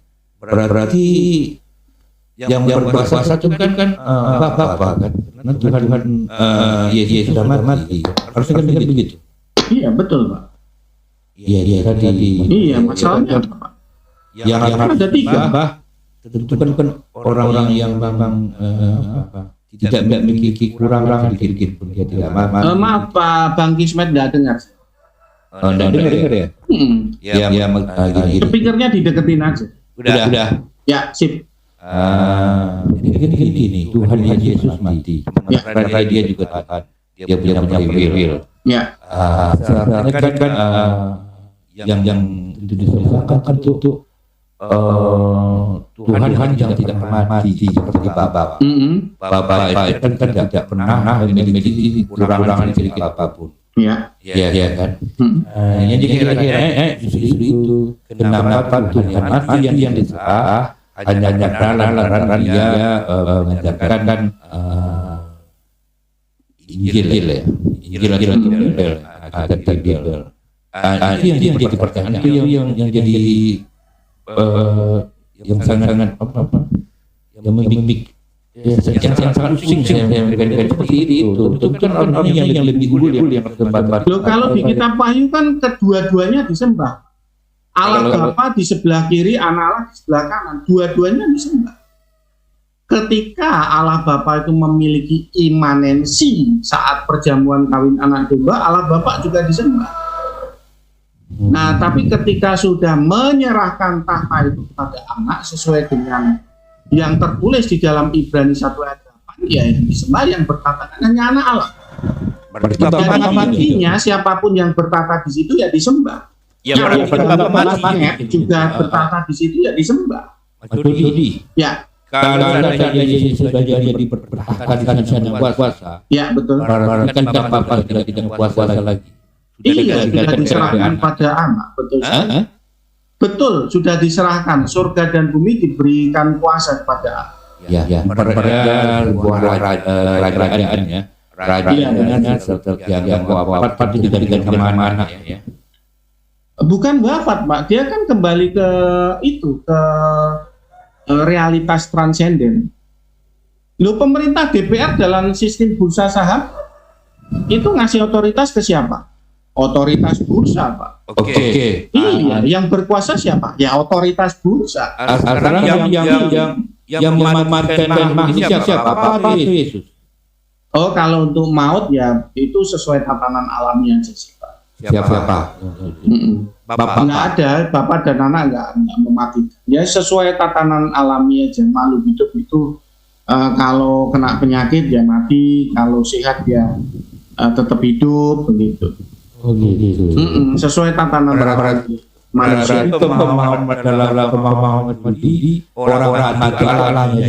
Alami saja ya, kecuali ya ada intervensi langsung dari Allah yang memang tertulis di kitab suci. Contohnya Herodes. Herodes itu ditampar oleh malaikat Tuhan, itu intervensi langsung dari malaikat Tuhan. Nah selain itu ya tatanan alami biasa. Dan jarang lah ada intervensi itu jarang. Ya, oke. Silakan Bang Adit atau Bang Profesor atau Bang Ryan ini. Silakan lain-lain. Ya. Enggak, sambil nunggu yang lain buka mic ya. Kalau kita ngelihat contoh di Keluaran ya. Keluaran 9:41 itu kan tidak ada yang seperti Tuhan di seluruh bumi. Ya. Sementara kan Yesus itu sendiri di bumi gitu, Pak. Nah artinya Tuhan itu berarti tidak ada tidak ada yang seperti Tuhan di seluruh bumi gitu kan. Sedangkan Yesus itu nyata-nyata di bumi gitu. Itu memahaminya gimana itu, Pak? Sementara kan di ayat lain juga tidak ada apapun yang setara dengan Tuhan. Artinya Tuhan itu kalau lihat dari segi DPL ya tidak menceritakan tentang Tuhan itu memperkenalkan artinya dirinya itu tidak terbagi atau triteos gitu loh, Pak. Ya memang belum ada, Pak, pewahyuan tentang triteos kan belum ada di Perjanjian Lama. Ada narasi-narasi sih dari Jew for Jesus, lalu kemudian apa yang orang-orang Kristen yang membuat narasi tentang two powers in heaven begitu. Tapi itu sebetulnya ya narasi yang cukup lemah. Narasi yang cukup lemah ya istilahnya cocok logi itu. Tapi tetap ada narasi seperti itu. Bahkan mereka orang yang netsarim itu ya mempercayai ini tapi ya. Terus Pak, mengenai di PL maupun Ya. ada di PL narasi Musa sembahlah sama Israel itu kan, Allah itu Esa, diulang juga oleh Yesus menceritakan kisah itu. Nah, di situ tidak menjelaskan Yesus pun untuk disembah gitu. Itu gimana itu, Pak? Nah itu biasa toh Pak. Itu Tuhan kan itu dia Esa. sedang tinggal di dalam dimensi yang lebih rendah. Itu tiap hari itu WA dari bapak ibu saya itu ya dia nggak pernah bilang hormati aku nak gitu, nggak pernah. Ya paling ya di WA ya di grup itu keluarga itu ya kita harus menjunjung tinggi martabat orang tua gitu. Padahal ya ibu saya ya orang tua saya nggak pernah dia ngomong Nana kamu hormati aku sebagai orang tuamu, nggak pernah. Ya karena kan dia sedang berkomunikasi di dalam media yang derajatnya lebih rendah. Begitu. Bahkan di dalam Al-Quran ketika Allah Subhanahu wa Ta'ala berkomunikasi kepada makhluk yang dimensinya lebih rendah, dia menggunakan kata kami. Ya itu biasa seperti itu. Jadi memang ketika kita itu berkomunikasi di dalam dimensi yang lebih rendah ya kita ada penyesuaian ya sesuai dengan lingkungan dimensi. Nah, Oke. Kalau narasi Al-Quran memang ini, tapi ketika dalam masalah untuk beribadah atau menyembah pasti kata aku, Pak. Contoh sembahlah aku, bukan sembahlah kami. Aku itu satu gitu. Nah itu malah membingungkan lagi kan yang menyampaikan Jibril. Kalau dia ngomong sembahlah aku lah bagaimana? Kan dia Iya. kalau berkomunikasi ke dimensi yang lebih rendah, kalau dia bilang sembahlah aku, seharusnya manusia yang berkomunikasi dengan Jibril yang menyembah Jibril, Pak. Oh bukan, Jibril itu kan Gimana? sebagai pembawa pesan mengulang bahwa firman Allah itu begini. Contoh ketika dalam narasi di At-Toha yang menceritakan ayat Innani analu, sesungguhnya aku ini ada Allah, itu kan menyampaikan pesan, memperkenalkan bahwa Allah itu Tuhan yang Esa dan sembahlah aku, bukan sembahlah kami gitu. Karena apa? Menunjuk kepada keahadan, maksudnya satu gitu kan. Oh, Dalam kalau hal Jibril penyembahan. dia di dalam perkataannya dimulai dari inilah firman Allah Subhanahu wa Ta'ala, itu betul. Betul Pak, tapi nggak boleh lupa itu kalimat di depannya itu. Nggak boleh lupa. Kalau lupa itu nanti membuat kekacauan dalam bagaimana kita itu berkomunikasi dengan makhluk yang dimensinya lebih rendah. Nah menurut saya seperti itu saja sih Pak. Kalau dalam konteks menyampaikan pesan kepada istilahnya makhluk yang dimensinya lebih rendah, itu biasa kok, dengan bahasa-bahasa seperti itu tuh hal yang wajar. Ya artinya kembali ke yang tadi bahwa dari zaman Musa pun tidak mengajarkan tentang konsep ya yang tri dan tri, baik itu trinitas ataupun triteos gitu. Yesus pun sendiri meneruskan paham itu. Trinitas triteos itu konsep dari Bapak Gereja, eksegesis dari Bapak Gereja. Iya. Iya kan, artinya bahwa memposisikan Yesus itu selalu menyuruh menyembah Allah saja gitu kan. Kan gitu.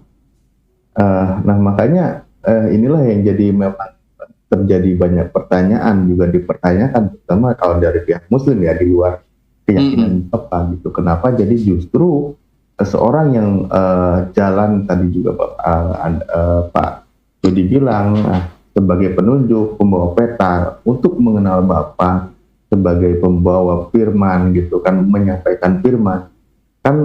Yesus sendiri kan aku tidak bisa berkata apapun atas diriku, tetapi atas kehendak Bapakku yang di surga. Artinya kan tidak ada kuasa Yesus sendiri. Bahkan kalau dikatakan Tuhan itu juga dia tidak gitu kan, karena dia berkata apa sesuai dengan yang difirmankan oleh Sang Bapa kepadanya, lalu disampaikan kepada murid atau pengikutnya waktu itu gitu. Jadi Mas Alip ya, Mas Alip. Jadi kita ini triteos atau trinitas itu eksegesis dari Bapak Gereja. Eksegesis dari Bapak Gereja ketika semua kronologis peristiwa itu dirasa cukup komplit untuk mewakili sebuah tafsir dari triteos itu.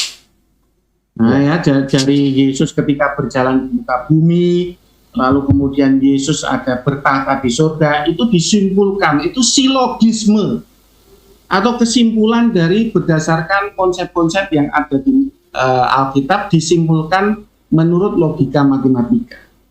Jadi kronologis dari awal dan akhir lalu disimpulkan. Muncullah doktrin Trinitas, yaitu Triteos dari Bapak Gereja Tertullianus. Begitu. Dan kebetulan di sini diuji gitu paham itu Pak dengan berbagai macam pertanyaan-pertanyaan. Iya, enggak apa-apa. Jadi begini loh, kalau mereka yang menitik beratkan ketika Tuhan Yesus ada di muka bumi ya, saat makan atau tidur, yaitu bercorak Unitarian. Dan saya tidak ada masalah dengan itu. Eksegesis Unitarian saya tidak masalah. Ya seperti Pak Beni Irawan, Frans Donald, gitu. Dan sedulur Muslim di sini, eksegesis tentang bagaimana Yesus ketika berjalan di muka bumi itu boleh. Lalu ketika Yesus bertata di surga, ya diabaikan, namanya juga eksegesis Unitarian. Kalau dia memasukkan eksegesis waktu anak Allah di tahta, itu sudah bukan Unitarian. Itu sudah Trinitas atau Triteos. Begitu Pak. Terus gimana ketemunya? Ya sampai kiamat gak bakal ketemu Pak. Kan saya sudah bilang tadi, ada 4 corak eksegesis yang membelah kekristenan. Yang satu ke utara, yang satu ke selatan, yang satu ke barat, yang satu ke timur. Ya, kalau Unitarian atau sedulur Muslim ya bereksegesisnya ya di area bagaimana ketika Yesus ada di muka bumi. Begitulah. Nanti kalau Unitarian masuk ke surga gimana? Kan ada Yesus yang bertata di surga, ya dimatrikulasi, diajari oleh orang-orang Trinitas atau Triteos bagaimana menyembah Yesus. Begitu. Kenapa begitu? Karena di muka bumi mereka belum pernah menyembah Yesus. Begitu. Loh, kenapa kok begitu? Karena coraknya Unitarian. Coraknya menitik beratkan ketika Yesus di muka bumi. Kronologis silogismenya ketika Yesus ada di muka bumi. Boleh nggak seperti itu? Boleh, tidak ada masalah. Nah, jadi 4 corak eksegesis hakikat Allah itu memang berbeda, Bang Alip, satu dengan yang lain. Gitu, Bang. Oke, siap. Saya bagi waktu ke yang lain ya, banyak. Silakan. Ini barangkali ada yang mau diskusi atau Bang Ismet melanjutkan atau yang lain, silakan. Saya lagi nyeduh kopi lagi. Tapi ini halo. Iya, silakan Bang Ismet. Enggak, Mas Jody. Mungkin undang larut. Mungkin Bang Al kesempatan yang lain belum tidak ada. Nanti Mas Jody closing statement aja dulu itu apa? Temagi daerah ini kan. Oh iya betul. Mungkin gitu Rasa ini udah 1:30 ini. Kalau enggak di ini aja ya. Apa saya closing statement juga ya dari saya pribadi dulu? Boleh Bang Ali. Iya. Kalau saya pribadi ya, pertama ya terima kasih atas diskusi sehatnya kita ya dengan Pak Jody. Iya, terima kasih. Terlepas dari semua itu adalah tetap saya pribadi juga tetap pertama dalam pendirian keimanan sendiri yang sudah kami yakini sebagai seorang Muslim dalam hal ketuhanan atau apapun itu.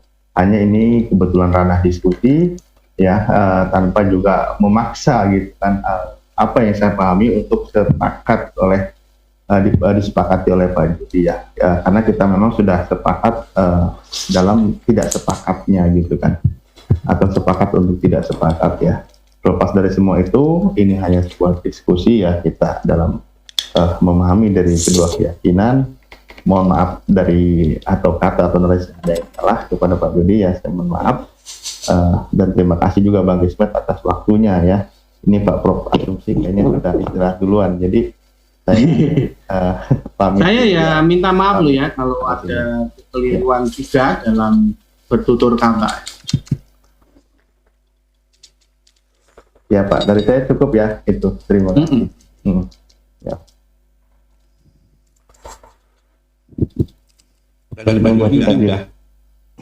Saya berterima kasih buat Bang Kismet ya, untuk memberikan kesempatan saya, dan saya ulangi lagi kalau ada salah kata saya meminta maaf. Dan saya tetap pada sebelumnya ya, semoga ya keinginan untuk membuat buku ya, melawan homoousios itu bisa terselenggara dengan baik atas bantuan sedulur muslim di sini, terutama Pak Yusuf El Qudsi ya, yang memiliki cukup banyak literasi dan referensi. Itu aja Bang Kismet. Oke, ya, terima kasih banyak. Tutupan saya. Buat Pak Jody sebagai narasumber di sini, begitu juga Bang Didit yang telah berada di Cerdas ini. Ini audio ini seperti eko. Jadi ini memang saya